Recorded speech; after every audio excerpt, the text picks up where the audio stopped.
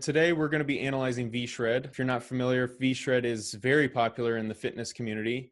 Yeah, I've seen with Facebook ads, he's running over 500 and that number will fluctuate, but he's spending millions on ads, definitely. There's a website called similarweb.com. And if you put in a URL of someone and they have a good amount of traffic, you can see how many website visitors they're getting. And so with V-Shred, it is in the millions. Pizza or salad? Which one do you think I'm having for dinner tonight? Well, it's not this. It's definitely not this rabbit food. Why? Because this is going to do nothing but leave me craving this. So the first thing is that attention is the currency of the 21st century. And so with this in mind, what is V-Shred doing? So in the first 5 seconds, he's in the kitchen.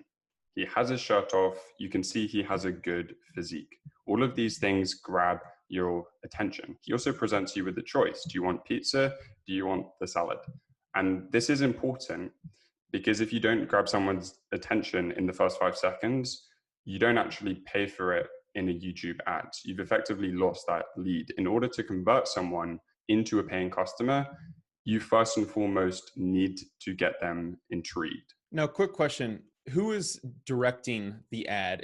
Are you coming up with every single second? Are you writing the copy, or are you working with someone else who does that? So we run Facebook ads as well. And the benefit of Facebook ads is that they don't actually need to do video. We can just take an image that they already have, and then we just focus on the text. The problem with YouTube ads is that usually you do want to see someone's face. And so the whole thing with video is that it's only as good as your ability to use it. So we can script it, but it's ultimately the influencer that needs to create an actually engaging video. So when we start with clients, we start with Facebook ads because it's the quote unquote low hanging fruit. And then after that, we'll come up with a couple of different scripts, a couple of different ideas. They'll send them our way. We'll say, hey, add some more B-roll, get some more things going on the screen, et cetera, and then we move forward. It's definitely a process of back and forth. Since you just mentioned the value of that first 5 seconds, is that like 80% of when you're going, okay, we're going on YouTube ad, is the first 5 seconds basically 80% of your time writing the script? You need to make sure that that's on point. You definitely need to allocate more of your energy to the first 5 seconds. That said, a lot of people forget about the rest of the video. So it's definitely a balance. Like I said, attention is the currency of the 21st century. And so with YouTube, that is the first 5 seconds. But you don't want to lose someone after 10 seconds, 15 seconds, 20 seconds, et cetera. You need them engaged throughout the whole video. So the first 5 seconds is the hook, right? But then you really do want to keep their attention throughout the video. So you get data from YouTube ads basically saying how many people watch the first 5 seconds. They also do give it so that after other periods of time, you can see where people dropped off. And so definitely having that information is invaluable to say the least. It's expected for people to drop off. And it's incredibly hard, I would say almost impossible to get it 100%, right? To not have a single drop off. That said, if you do notice a massive drop off, it obviously makes sense to go back to the drawing board. And what I would say as well is that the most important thing is the cohesive aspect of the hook. So usually if it doesn't work, I wouldn't try and edit little parts. To be honest, I think I'd just create a new video because it's a lot easier to do. All you have to do to lose weight and have the perfect body is to eat less. How many times have you heard that tired old lie? The second point is to promote a promise, something that the viewer wants to believe in. And so V-Shred does this by saying, you just have to eat less is a lie. And this is powerful because change is difficult. Change is disruptive. And so by you presenting an easy option, as humans with our psychology, we naturally want to lean in towards that. The old way, you used to think that you had to eat less, but the new way is eat less is a lie. Is that kind of the same concept of an old way versus a new way, and I'm presenting the new way? For sure. And so this was actually going to be one of my points moving forward. But a lot of the times what people will do in ads is they'll present you with an opportunity, and they'll present you with option 1 and option 2. And they make the psychology seem like one option is definitely better than the other because they understand how your brain works. So in this ad, Vishra does exactly that. He shares pizza or salad. Which one do you want to take? Now, for the Jocko Willinks in the group, they're going to pick the salad. Often in advertising, people will present you with two options. They'll present you with the rebellious option that feeds into your ego, and they'll present the option of the majority and associating the majority with making a mistake. So the reason that's powerful is because part of your brain does want you to be a little bit rebellious, and that whole psychology feeds into your ego. So specifically with Vishred right here, pizza or salad. And there are a lot of people, Matt Does Fitness is an example, that eat unhealthy food that lose weight. So that is a very realistic thing. But naturally, your brain wants to eat pizza more than it does salad. So he's presenting someone with an easy option. We call it a big promise. Being concise is incredibly important when it comes to ads. Yeah. You want to focus on the 20% of information that's going to create 80% of the result. So they have a very specific body type, one of 3 body types actually, and unless they understand what that body type is and what to do for that body type, you're always going to struggle to get in shape. And that's why I made a free body type quiz that tells you what your body type is and the 3 most important things to do for your body type. If you want to check that out, you can click the button down below this video, click the link wherever it is, it'll take you to the quiz, and I'll tell you exactly how to get in shape fast. So see you soon. So the third point is to secure a customer, a good call to action is paramount. So Vshred's call to action isn't, hey, buy my program for $997. It's take this quiz. That's incredibly deliberate. The reason is because more people are likely to take a free quiz than to say, yeah, I'm down to spend $997. But also the quiz makes someone more invested. Because if you take the quiz and they make it seem like it's personalized, it may or may not be, I don't know, but they make it seem like it's relevant to you specifically and your problems, you're more likely to actually buy. Maybe there's some value with having the call to action be for a quiz as opposed to, have my ebook 3 ways to lose weight that is probably been in the ideal client's mind, they've probably been sold something similar. So whereas a quiz is kind of like, oh, a quiz about my body. Maybe this is something different. Maybe that's the missing piece. I feel like that kind of differentiates yourself. Would you agree? Particularly with fitness, right? Because with fitness, I mean, it is more or less calories in, calories out. And so you don't need to ask that many questions. If you have a niche where it's incredibly technical and they need a lot of information, then a quiz might not work, right? Because you might need 20 questions. And every time you add a step into digital marketing, you have drop-offs. The powerful thing though with fitness is that you don't really need more than 3 questions. And the main question is basically, do you want to lose weight or do you want to gain weight? And if you want to, gain weight, okay, then you need more calories. Then I give you a specific video. If you want to lose weight, cool, you need to have less calories. I give you a specific video. Having your messaging and whatnot incredibly tailored and specific is very powerful. Yeah, I was gonna say, that's interesting. You almost have funnels within a funnel. Exactly. Yeah, so once people enter into the funnel, you're basically customizing it in an automatic fashion. 100%. It's very, very powerful because a lot of people will just run an ad directly to the kind of product page and the sales page. And that does work. The thing with ads that people forget is that it's not about, 10% of people converting. It's about maybe as little as 0.1%. And it's hard to put very specific numbers into it. But the whole thing with ads is that you will reach thousands of people, yet maybe a couple will actually buy from you, Yeah, so, which is why in the fake guru space that I reside in, that's why you see so many upsells, because a lot of them it's such a competitive niche. They spend so much to acquire a customer and they might break even on the $1,000 course, but it's the mastermind for $200 a month, and then at the end it's a $20,000. I'm going to teach you how to run a 100K a year Exactly. business type of thing, and that's where you Exactly. end up. It's never as simple as just running an ad.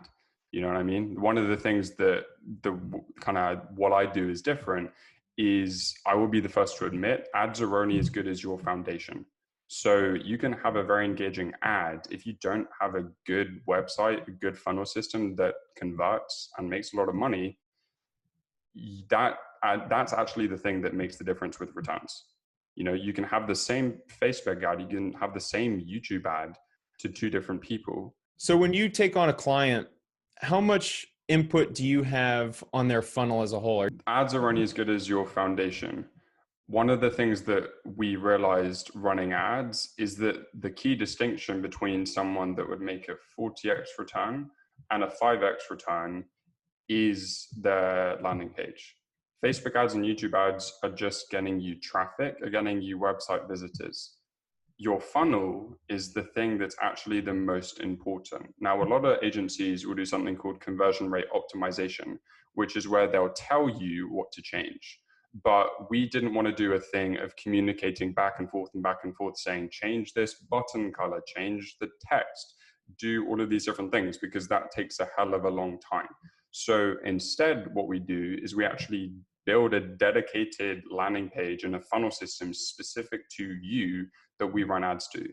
The benefit of that is that we can take extreme ownership of the whole system, and in so doing, ensure that it actually makes great returns. Right on. Okay, wonderful. All right, on to number 4. Want to lose weight? Go on an extremely low-calorie diet. Simple, right? Wrong. Losing weight does not mean always being hungry.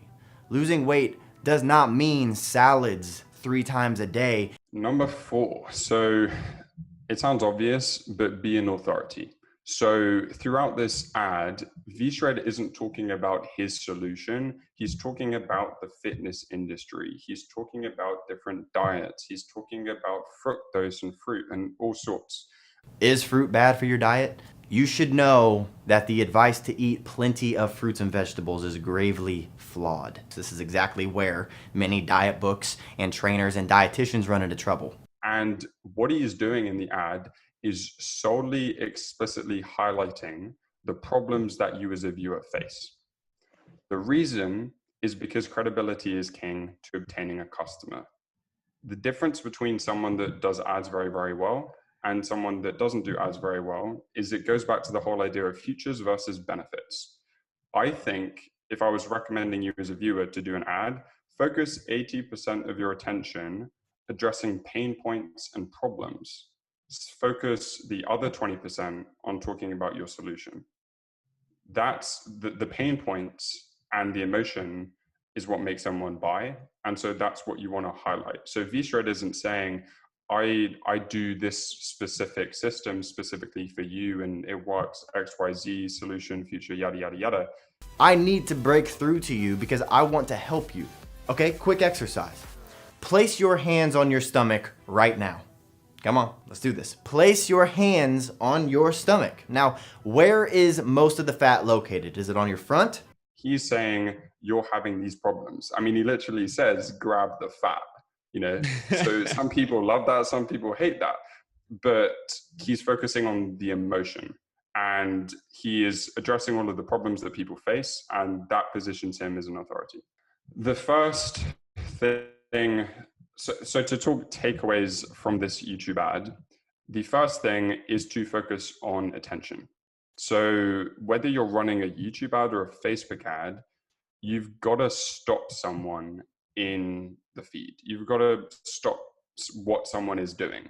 So with Google ads, when you search Spencer Cornelia, right, and someone puts an ad in Google, you're not having to grab their attention because they're already searching for that.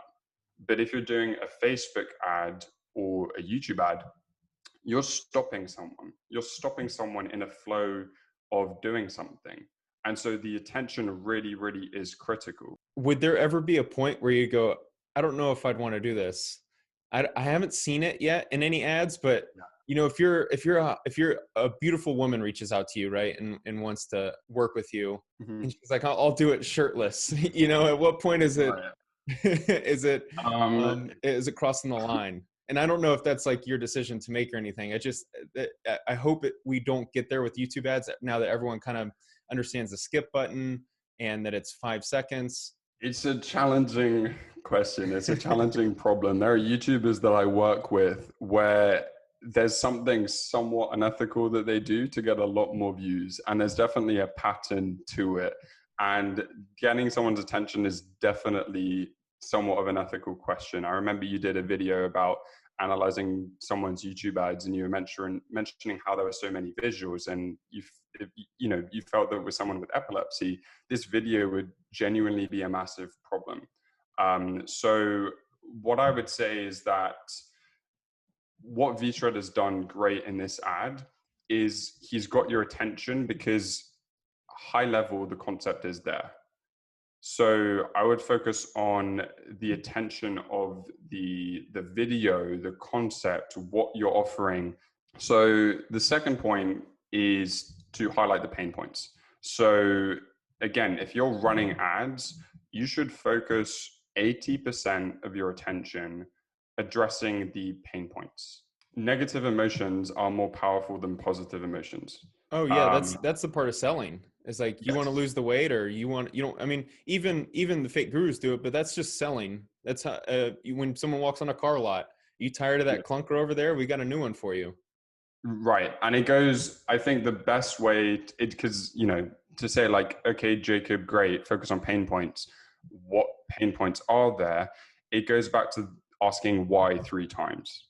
So if you just keep asking why, you get to the root of the problem. It's easy to say that my product or service has these three features and they're going to change your life, right? But it takes more work, but it pays dividends to genuinely think about what is best for your customer, what is hindering them from their progress, what are the challenges that they're facing, et cetera, et cetera. Right on. All right, number 3. Number 3 is to perfect your call to action. So Russell Brunson talks about the idea of an offer all the time.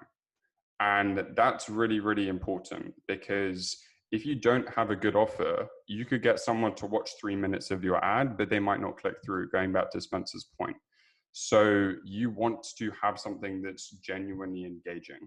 So again, if you're selling a course that costs $997, you shouldn't say in the YouTube ad, buy this course for $997, click the link below. You should say, watch the free training or take the quiz or do something on this page, and then let the page do the selling for you. The sole goal of these ads is to get a click. That's it. You're not trying to sell someone, you're trying to get a click. Those are different things. A lot of people make the mistake of trying to sell on the ad. You're not. You're trying to get the click. The thing with VShred and a lot of different people is that he is at a phenomenal scale. As mentioned, he has millions of people that are visiting his website all the time. He's spending, I would guess, millions of dollars on ads. So that's the reason you see his ads multiple times. So if you've seen this ad 10 times and you're thinking this is a bad ad, I would argue that that's because you've seen it 10 times. But the first time you saw this ad, it definitely caught your attention. So if someone is spending millions on ads, they're probably doing it because they're making money. Now, I'm not saying, you need to be shirtless in your next YouTube ad. But what I am saying is that there's definitely things that you can take away from what these people are doing to apply to however you serve people. For your clients, how quickly are you're evaluating? I mean, they're making sales right away, aren't they? I mean, within a week, you should know if a ad is performing or not, right? I would even say the first day, to be honest. A lot of people will say that, let it run for 3 days a week. For me personally, after running the first day, it's going to be plus or minus. Now, there are weird things that you will notice, which is that on some days, generally ads perform better than others. It might be the same with you and YouTube, in that for whatever reason, more people just use YouTube on this day rather than this day. So that is something to take into consideration. But a lot of that stuff you can't really control. And the key is just to take action, is to test. Just focus on the things that you can control, ignore the rest. So a client comes to work with you, do they talk about a budget up front with you, or is that something you discuss as you go? We would usually recommend, having a budget, just because in order for it to make sense for us transparently, the budget does need to be there. It's not extremely big, but you need to give Facebook, YouTube, whatever it is, enough of a budget to genuinely see returns. It goes back to the whole thing of, you can either spend a lot of time to grow your business, or you can spend a lot of money to grow your business. So it definitely varies on the client. But with us, one of the things that we do is a 1-week trial.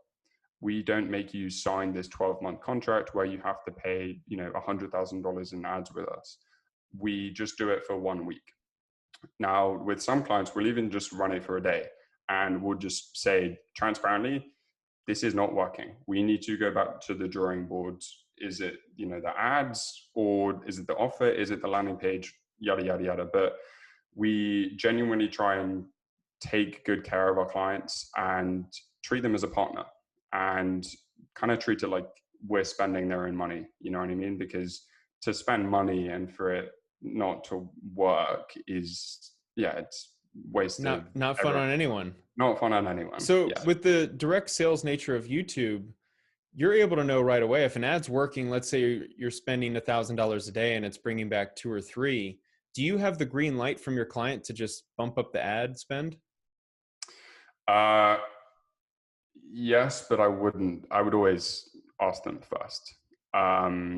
The other thing as well is that, particularly with Facebook, for you to drastically change the budget does change the algorithm. So that's another little piece of advice, is that if you're running a Facebook ad, for instance, if you increase the budget drastically, you're going to change what people Facebook targets. So it's going to take some time to refigure it out, basically.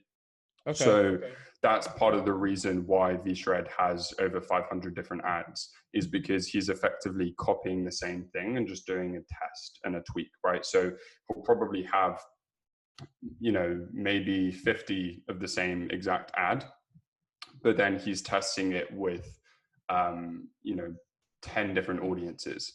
And that's why it says that there's 500 different ads. Make sense? Sure does. Yeah, I've actually ran Facebook ads before. Back in the day, I tried to run an online business for weight loss with, like online fitness training. This was a few years back. It just, like you were saying with the whole funnel, I was not ready to do it, just personally and professionally. And so I spent like a few days, and I was like, I'm not feeling it. Didn't have the funnel down.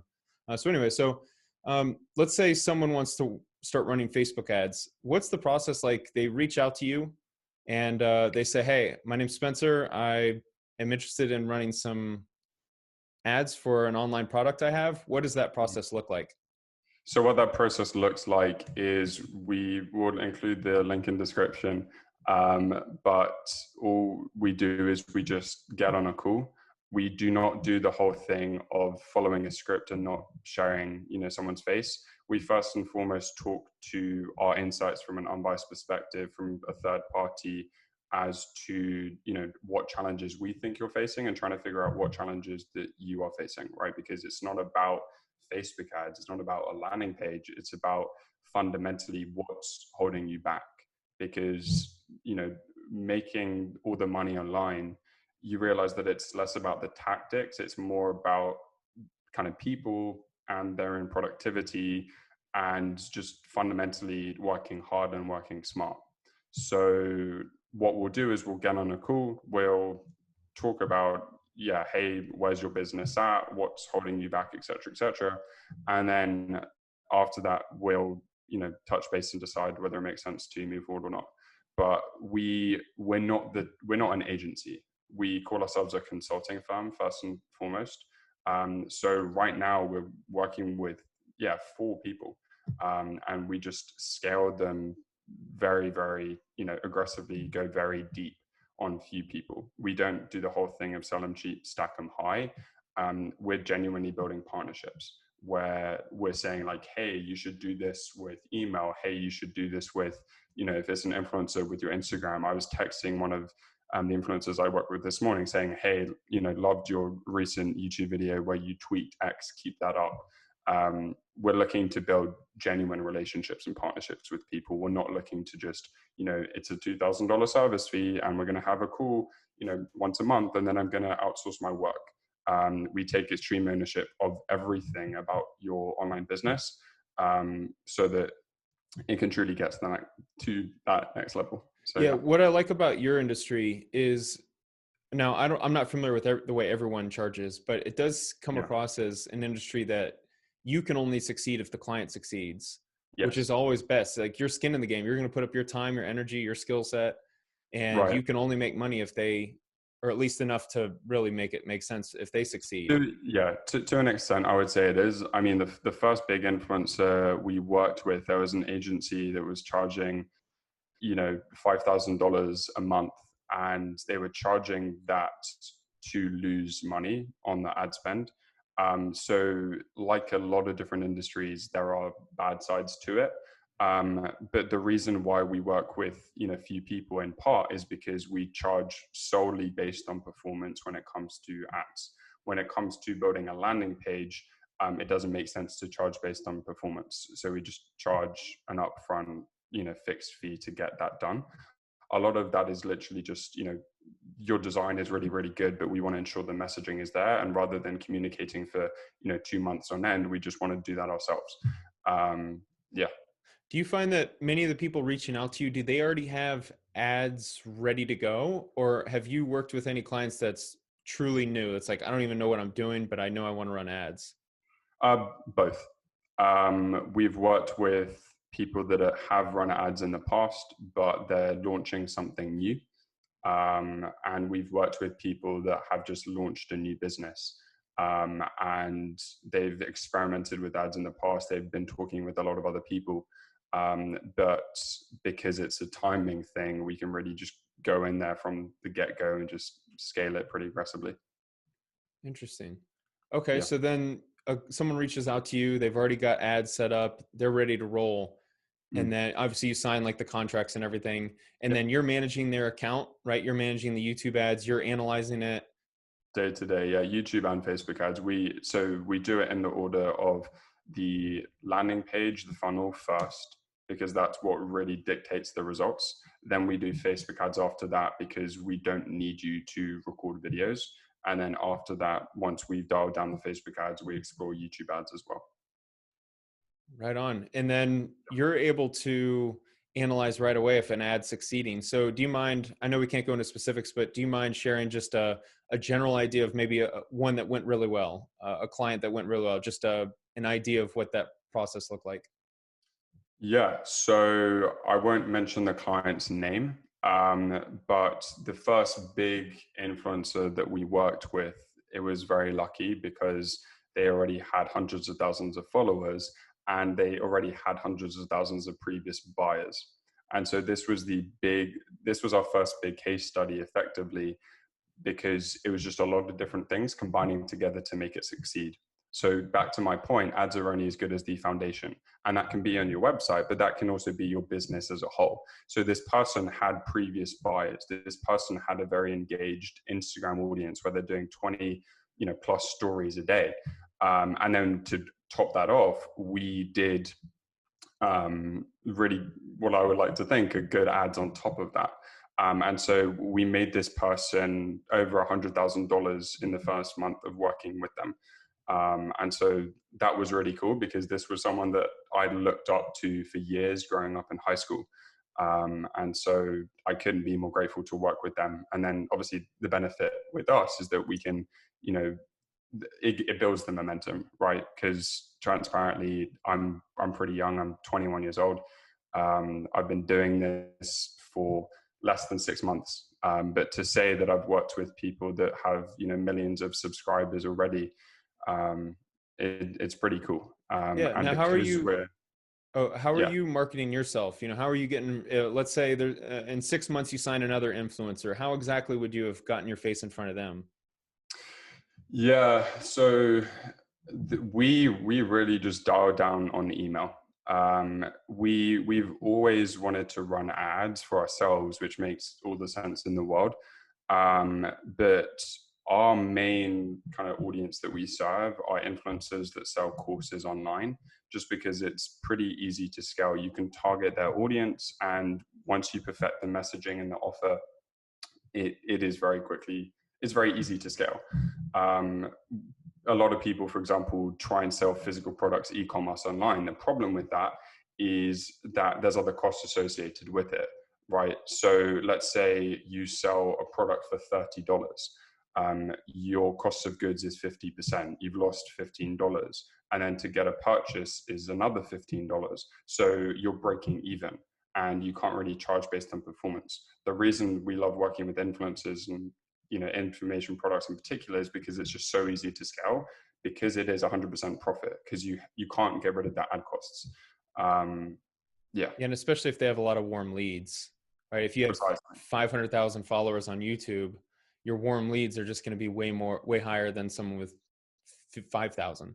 100%. I mean, what's also interesting though is that we've had it's not a challenge, I'd say, but there are a lot of people that have a business and reach millions of people, but very few of those people actually know about the business.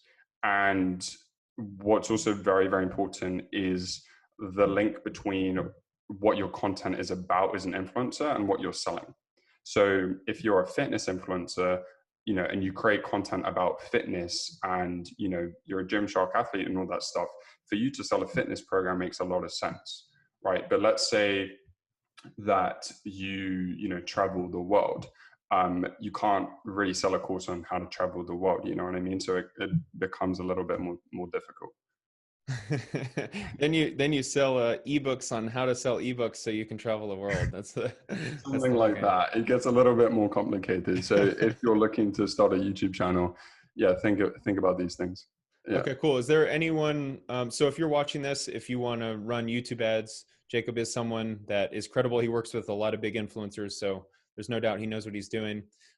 How could someone reach out to you, or is there any ideal client, or are you cool listening to everyone?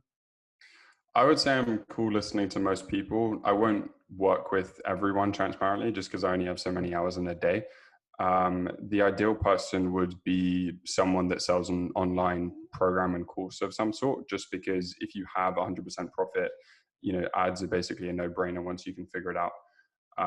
And then in terms of, getting started, just in the link in the description, there is a link to basically a Calendly where you can just fill out some information and we will get a Zoom call ready in the books. So regardless of whether we work with you or not, hopefully we can offer some insights as to, what might be holding your online business back.